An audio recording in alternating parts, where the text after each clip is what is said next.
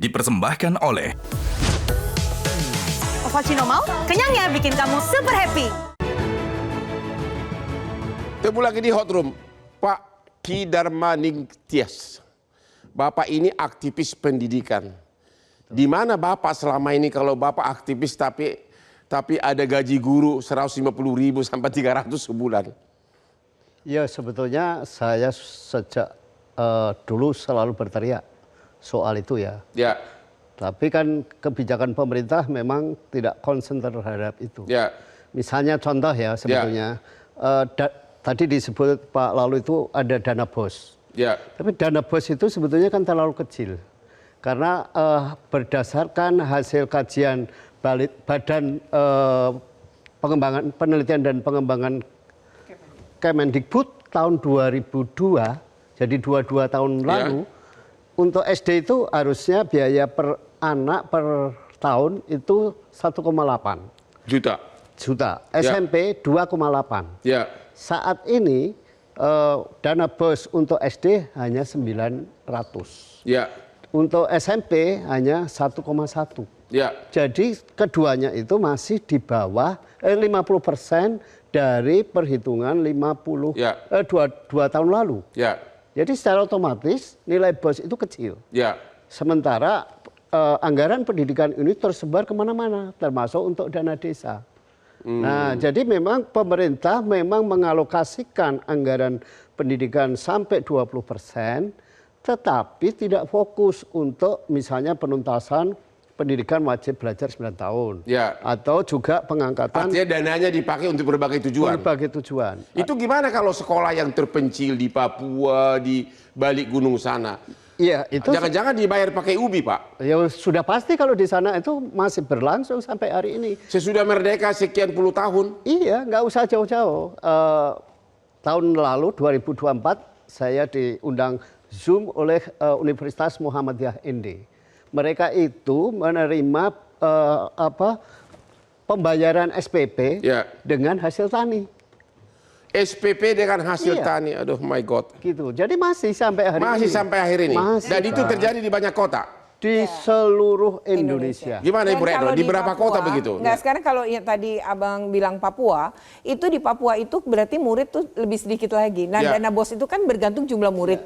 Jadi dikalikan murid. Jadi kalau muridnya misalnya kelas 1 sampai kelas 6 jumlahnya misalnya hanya 100, ya berarti kalau dia SMP cuma 900 kali 100. Nah, tapi kayak di kota-kota yang muridnya mencapai 1000 misalnya, ya tentu dana BOS-nya lebih besar. Jadi itu pun kan dikali jumlah murid, Bang. Nah, padahal biaya guru misalnya berapapun muridnya, guru harus dibayar kan?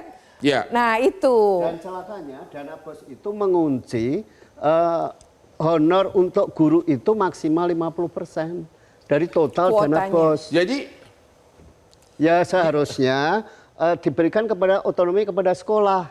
Biarkan sekolah itu yang mengatur kira-kira yang kebutuhan terbesar itu mana. Oke. Gitu. Pak DPR, Bapak ini kan pengaduan kami rakyat ini. Sementara gaji Bapak melebihi 50 juta sebulan. Maaf nih Pak ya. Mewakili rakyat, tapi begitu banyak guru di Indonesia terima gaji 150.000 atau 300.000 sebulan. Apa yang Bapak lakukan? Jadi gini Bang, kami di DPR hari ini sedang mendorong mandatory spending dana pendidikan yang 20% dari APBN itu harus betul-betul peruntukannya untuk pendidikan. Pengelolaannya sekarang ini dipakai kemana-mana gitu? Belum lagi dikorupsi gitu? Ya walau alam lah kalau itu kan memang sudah bukan menjadi rahasia. Bukan rahasia. Nah, DPR aja mengakui coba. Jadi gini Bang, yang ingin saya sampaikan bahwa kami di DPR itu mendorong betul mandatory spending pendidikan yang 20% hari ini betul-betul peruntukannya untuk pendidikan. Untuk kesejahteraan guru, kemudian untuk siswa-siswa kita yang miskin maupun miskin ekstrim agar tetap bersekolah, kemudian perbaikan sarana dan prasarana pendidikan. Arti mendorong kita. Apa? Mendorong kan belum tentu laku. Bisa nggak perintah gitu? Ya kita laksanakan itu. Kita minta kepada Menteri Pendidikan dalam hal ini untuk betul-betul sama-sama berjuang dengan DPR. Minta kepada Menteri Keuangan agar betul-betul bahwa mandatory spending yang 20% itu digunakan sepenuhnya untuk pendidikan. Gitu. Ibu Retno, harapan Ibu gimana?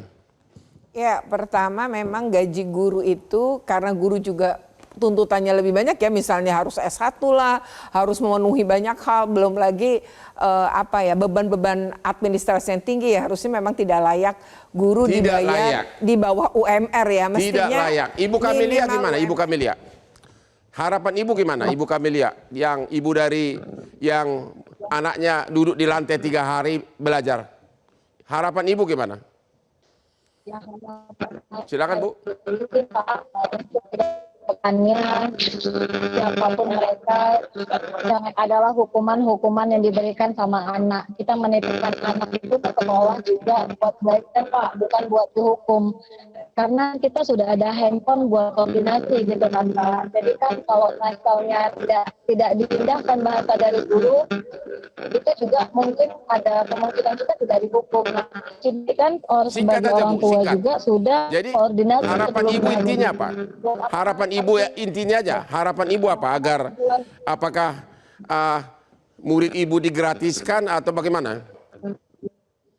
Harapan Ibu untuk Kalau sekolah. harapan saya sih, kalau harapan saya sih buat saya mengerti harapannya seperti itu Pak. Jadi tidak ada mungkin juga mau itu swasta mau negeri harapannya ya kalau bisa seperti itu.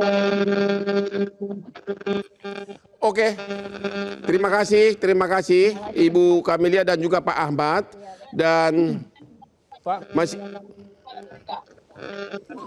harapan dari Pak Ahmad apa harapan Bapak Pak? Ya silakan. Iya, masa saya nggak diminta harapan Bang? Saya singkat aja Bang. Harapan saya cuma satu Bang, doakan kami Yayasan Abdi Sukma ini tetap solid dan tenang untuk menghadapi persoalan ini dan kami tetap bisa menjalankan pendidikan ini seperti yang dimanakan kepada kami Bang. Kami yakin ujian yang diberikan kepada kami ini ada hikmahnya Bang. Itu saja. Doa aja apa kami Bang. Dan saya terima kasih kepada Bapak yang secara gentleman mengakui bahwa tindakan dari guru dari sekolah Bapak itu salah. Bapak tidak membela diri, Bapak terus terang mengakui itu salah. Terima kasih Pak. Bapak pimpinan yang benar-benar gentleman, sama seperti Hotman Paris. Oke, kita berakhir kan? Oke, jadi Pak, inilah akhir dari diskusi kita malam ini. Namun hari ini Pak Menteri Pendidikan, saya pribadi sangat terkejut mendengar bahwa masih banyak guru di Indonesia dibayar 150.000 sebulan, 300.000 sebulan. Ini juga yang saya alami dalam minggu terakhir ini waktu saya lihat ada Suster Aprilia dari Papua yang didatangi oleh berbagai orang hanya untuk dapat super mie, ditukar sayur, ditukar ubi. Dan dalam kesempatan itu saya sudah menawarkan mau bagi-bagi rezeki, ada yang saya tawarkan 5 juta kepada orang-orang itu per orang, tapi sampai sekarang saya nggak tahu menyalurkannya ke siapa, karena takut kan nyampe, menghubungi orangnya nggak tahu handphonenya di mana, orang hidupnya dari singkong bisa punya handphone. Jadi memang Bapak Menteri Pendidikan sekali lagi tolong diperhatikan ini, 150.000, 300.000 gaji sebulan, sangat tidak manusiawi. Demikianlah akhir dari diskusi kita malam ini. Ketemu lagi di Hot Room setiap hari Rabu jam 9 malam di Metro TV. Silakan Pak, itu Pak.